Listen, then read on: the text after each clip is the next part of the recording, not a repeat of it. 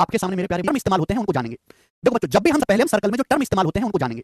देखो बच्चों, जब भी हम सर्कल की कोई कॉर्ड या जीवा खींचते हैं, जब भी हम सर्कल की कोई कॉर्ड या जीवा खींचते हैं, जीवा जैसे सर्कल की कॉर्ड है एबी, ये सर्कल की जो कॉर्ड है मेरे दोस्तों ये है एबी।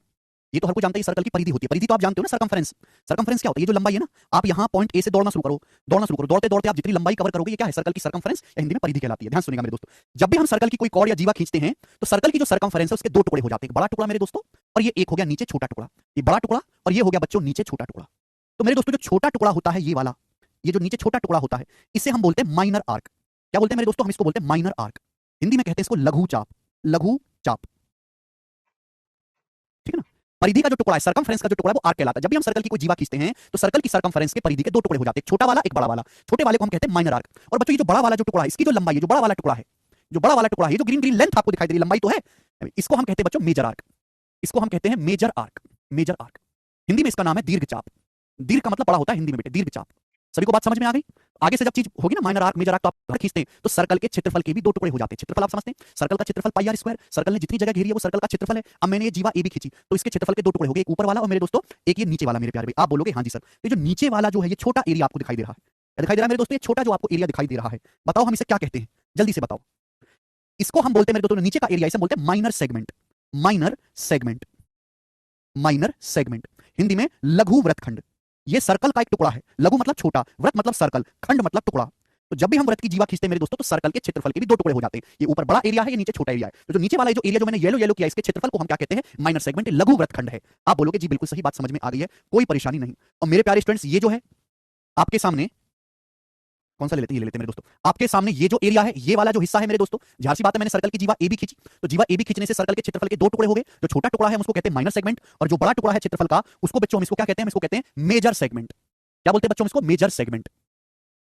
ये बात आपको 9वीं 10वीं क्लास में पढ़नी थी, लेकिन आपने पढ़ी नहीं, तो आज आपको बता रहा हूं मैं। दीर्घ वृत्तखंड, दीर्घ वृत्तखंड। दीर्घ का मतलब बड़ा, वृत्त मतलब सर्कल, खंड मतलब टुकड़ा। सेंटर है, सर्कल का वृत्त का केंद्र है पॉइंट ओ। तो सेंटर से अगर कॉर्ड एबी पे परपेंडिकुलर डालते हैं तो जीवा एबी को बाइसेक्ट करेगा। सेंटर से, मैं यहां पे लिख भी देता हूं, सेंटर से कॉर्ड पर डाला गया लंब,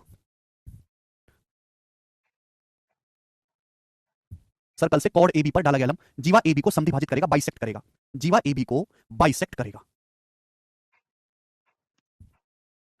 जी मेरे दोस्त, ये सर्कल है, वृत्त के केंद्र से किसी भी जीवा पर डाला गया परपेंडिकुलर कॉर्ड को बाइसेक्ट करता है, आधा आधा करता है भाई। सर्कल, ये सर्कल का केंद्र ओ है। अगर आप वृत्त के केंद्र से जीवा एबी पर परपेंडिकुलर डालेंगे तो कॉर्ड एबी को बाइसेक्ट करेगा, हाफ करेगा, आधा आधा करेगा, लंबाई को समद्विभाजित करेगा। सर्कल का सेंटर ओ है, हमने पॉइंट ओ से कॉर्ड एबी पर परपेंडिकुलर डाला, हमने पॉइंट ओ से जीवा एबी पर परपेंडिकुलर डाला, इस तरीके से ओसी परपेंडिकुलर, यानी कि 90 डिग्री का एंगल है। ठीक है बच्चों, अगर ये 90 डिग्री का एंगल है तो जो लंबाई एसी की होगी मेरे प्यारे भाई, वही लंबाई बीसी की होगी।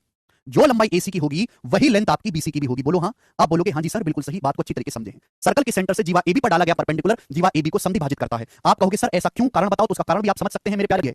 तो अगर आप मिड पॉइंट से, जीवा के मिड पॉइंट से सेंटर को मिलाओगे, जीवा एबी के मिड पॉइंट से सेंटर को मिलाओगे, तो ये जो लाइन बनेगी ओसी, ये जीवा एबी पे परपेंडिकुलर होगी, लंबवत होगी। इसका उल्टा भी सत्य है, सीधी बात भी ट्रू है, उल्टी बात भी ट्रू है। यानी कि अगर किसी सर्कल की कॉर्ड एबी है और जीवा एबी का मध्य बिंदु सी है, अगर आप मिड पॉइंट से, मध्य बिंदु से सर्कल के सेंटर ओ को मिलाओगे तो ये जो लाइन बनेगी ओसी, ये हमेशा कॉर्ड एबी पे, जीवा एबी पे परपेंडिकुलर होगी, लंबवत होगी।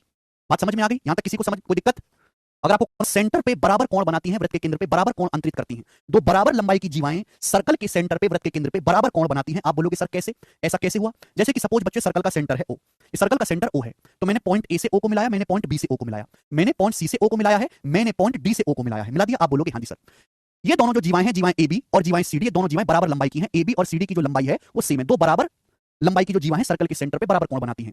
मैंने एबी और सीडी दोनों लंबाई इक्वल है, सेंटर से मिला। आप ये बात जानते हैं कि ये भी सर्कल की रेडियस है स्मॉल आर, ये भी सर्कल की रेडियस है स्मॉल आर, केंद्र से परिधि तक की दूरी त्रिज्या है, ये भी वृत्त की त्रिज्या है स्मॉल आर, ये भी वृत्त की त्रिज्या है स्मॉल आर।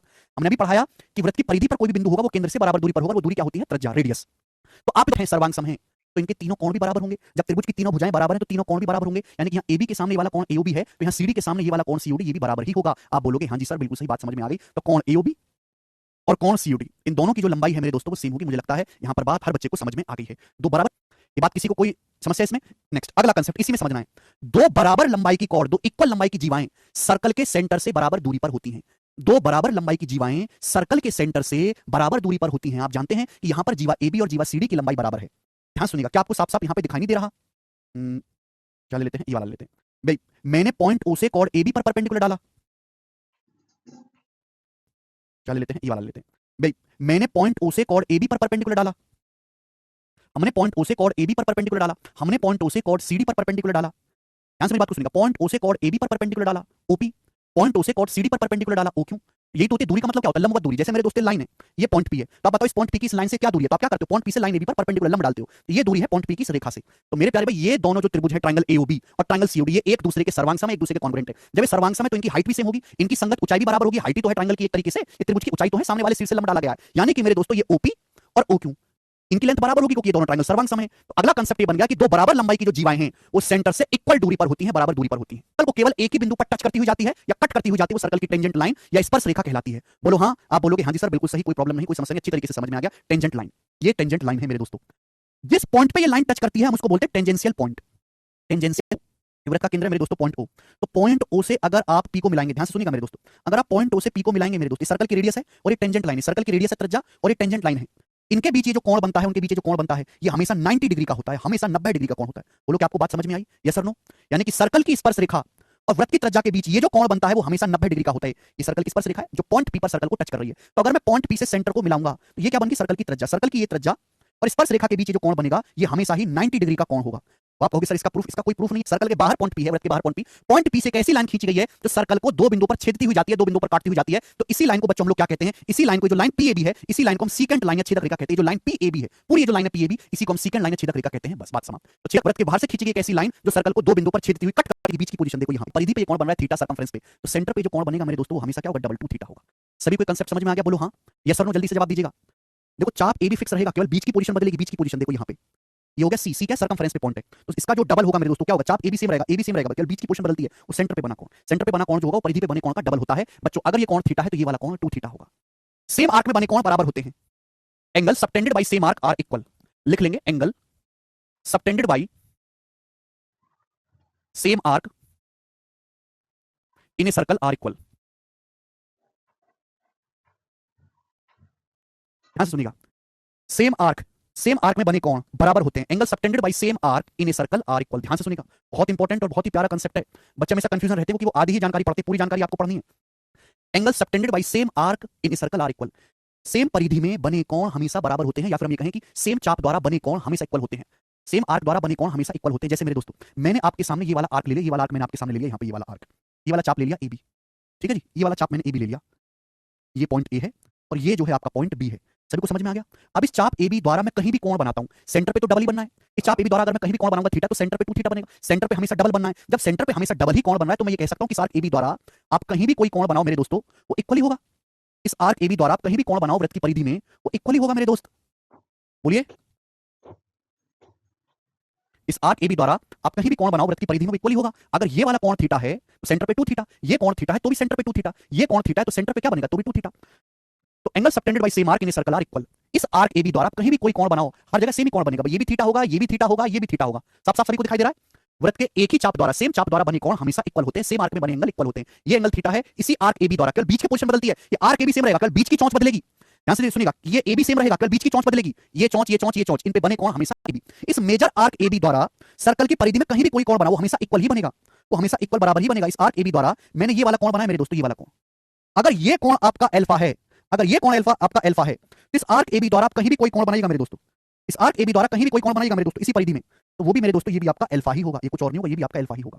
सभी को बात समझ में आ रही है? आप बोलोगे हाँ जी सर, आप कहीं भी कोई कोण बनाओ वो हमेशा सेम ही होगा, अगर ये कोण अल्फा है तो ये भी अल्फा ही होगा जी। सेमी सर्कल, सेमी सर्कल में बना कोण हमेशा ही 90 डिग्री का होता है, यानी कि ये मेरे दोस्तों व्यास है ए बी, इस व्यास ए बी द्वारा इस सेमी सर्कल की परिधि में आप कहीं भी कोई कोण बनाएंगे मेरे दोस्तों, कहीं भी कोई कोण बनाएंगे वो हमेशा, ये जो कोण होगा हमेशा पॉइंट सी पर, ये हमेशा 90 डिग्री का होगा, 90 डिग्री का, 90 डिग्री का। चारों वर्टेक्स, चारों शीर्ष एक सर्कल की परिधि पर होते हैं, जिसके चारों वर्टेक्स, चारों शीर्ष एक सर्कल की परिधि पर होते हैं, उसे हम साइक्लिक क्वाड्रिलेटरल या चक्रीय चतुर्भुज कहते हैं। जैसे बच्चों आपके सामने मैंने इस तरीके से क्वाड्रिलेटरल बनाया है, इस तरीके से हमने आपके सामने क्वाड्रिलेटरल बनाया ये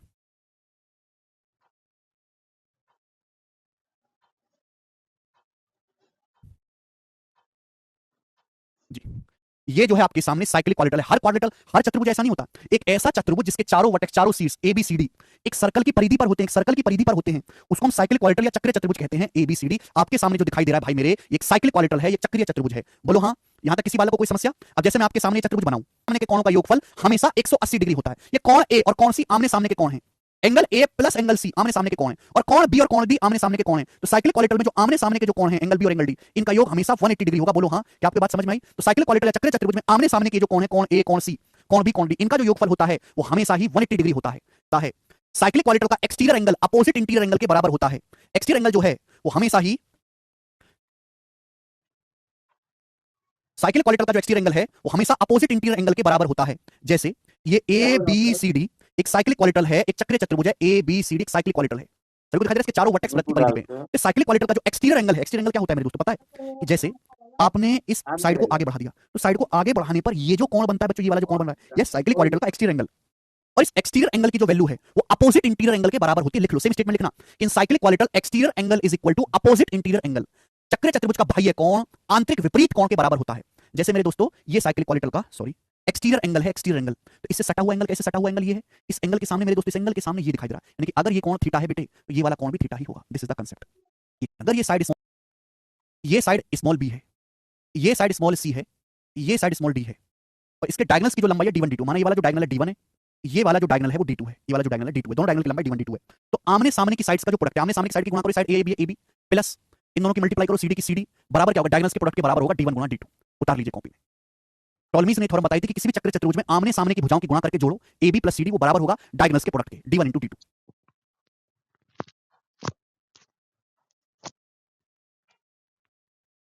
alternate segment theorem, alternate alternate segment theorem. कितने बच्चों को याद है? एकांतर कोण प्रमेय, हिंदी वाले भाई लिख लेंगे एकांतर कोण प्रमेय, हिंदी वाले भाई लिखेंगे एकांतर कोण प्रमेय। सर्कल है मेरे दोस्तों, सर्कल की टेंजेंट स्पर्शरेखा है जो पॉइंट ए पे सर्कल वृत्त को टच करती है, तो इसी पॉइंट ए से जाने वाले सर्कल की कॉर्ड है। ये सर्कल की मेरे दोस्तों जीवा है AB, जो पॉइंट ए से होकर गुजरती है मेरे प्यारे भाई, ठीक है ना। तो बच्चों सर्कल है, सर्कल की एक टेंजेंट स्पर्शरेखा खींची जो सर्कल को पॉइंट ए पर टच करती है। सर्कल की कॉर्ड है जीवा AB, ठीक है। पहले बच्चों आप बोलोगे हाँ जी सर। अब बताओ, इस टेंजेंट और कॉर्ड के बीच में ये वाला कोण थीटा है, इस टेंजेंट और कॉर्ड के बीच में ये वाला कोण थीटा है, इस स्पर्शरेखा और इस कॉर्ड AB के बीच में ये वाला कोण थीटा है, इस टेंजेंट और ये कॉर्ड AB जो है इसके बीच में ये वाला कोण थीटा है। तो इस कॉर्ड AB द्वारा अल्टरनेट सेगमेंट में कहीं देखो, अल्टरनेट सेगमेंट थीटा कोण इस तरफ बन गया, आपको ये वाला आर्क नहीं देखना, इस कॉर्ड AB द्वारा अल्टरनेट सेगमेंट में इस तरफ नहीं देखना, इस तरफ पे कोण थीटा बन गया। ये वाला जो कोण है मेरे प्यारे भाई, ये वाला जो कोण है ये थीटा है, टेंजेंट और कॉर्ड के बीच में, टेंजेंट और कॉर्ड जीवा के बीच में ये वाला कोण थीटा है। तो थीटा जिस तरफ बन गया उस तरफ नहीं देखना, दूसरे सेगमेंट की तरफ देखना है। दूसरे सेगमेंट में आप इस कॉर्ड AB द्वारा कहीं भी कोण बनाओ, दूसरे सेगमेंट में आप इस कॉर्ड AB द्वारा कहीं भी कोई कोण बनाएगा मेरे दोस्तों, ये वाला कोण भी थीटा ही रहेगा, ये कोण भी थीटा ही रहेगा। इसी को कहते हैं अल्टरनेट सेगमेंट थ्योरम। ये सर्कल है बच्चों और ये सर्कल की स्पर्शरेखा है, ये सर्कल है बच्चों और ये सर्कल की स्पर्शरेखा है जो सर्कल को यहां पॉइंट ए पर टच कर रही है। ये सर्कल है और ये सर्कल की स्पर्शरेखा है जो सर्कल को पॉइंट ए पर टच कर रही है। आप बोलोगे हाँ जी सर बिल्कुल सही। और बच्चों सर्कल की कॉर्ड यानी कि जीवा है AB, ये सर्कल की कॉर्ड यानी कि जीवा है AB। आप बोलोगे हाँ जी सर। अब ध्यान से सुनिएगा मेरे दोस्त, दोनों ही आपको ध्यान रखना है, दोनों ही। अभी सर्कल की मेरे दोस्तों PQ टेंजेंट है, ये PAQ सर्कल की टेंजेंट है, PAQ सर्कल की स्पर्शरेखा जो सर्कल को पॉइंट ए पर टच कर रही है, सर्कल को पॉइंट ए पर टच कर रही है। अब सुनो, टेंजेंट और कॉर्ड के बीच में टेंजेंट स्पर्शरेखा और जीवा AB के बीच में ये वाला कोण अल्फा है, ये वाला कोण अल्फा है। बोलो साफ साफ दिखाई दे रहा है, टेंजेंट और कॉर्ड के बीच में ये वाला कोण अल्फा है, टेंजेंट और कॉर्ड के बीच में ये वाला कोण अल्फा है। समझ में? तो जिस तरफ अल्फा बन गया उस तरफ नहीं देखना, ये जो बचा सेगमेंट, इस बचे सेगमेंट में कॉर्ड AB द्वारा कहीं भी एंगल बनाओ, इस बचे सेगमेंट में कॉर्ड AB द्वारा कहीं भी एंगल बनाएंगे मेरे प्यारे भाई, तो ये एंगल भी अल्फा ही होगा, ये कोण भी अल्फा ही होगा मेरे प्यारे भाई। समझना, ये भी अल्टरनेट सेगमेंट थ्योरम ही है। दोनों ही डायग्राम आपको अपने दिमाग में पक्के याद रखने हैं।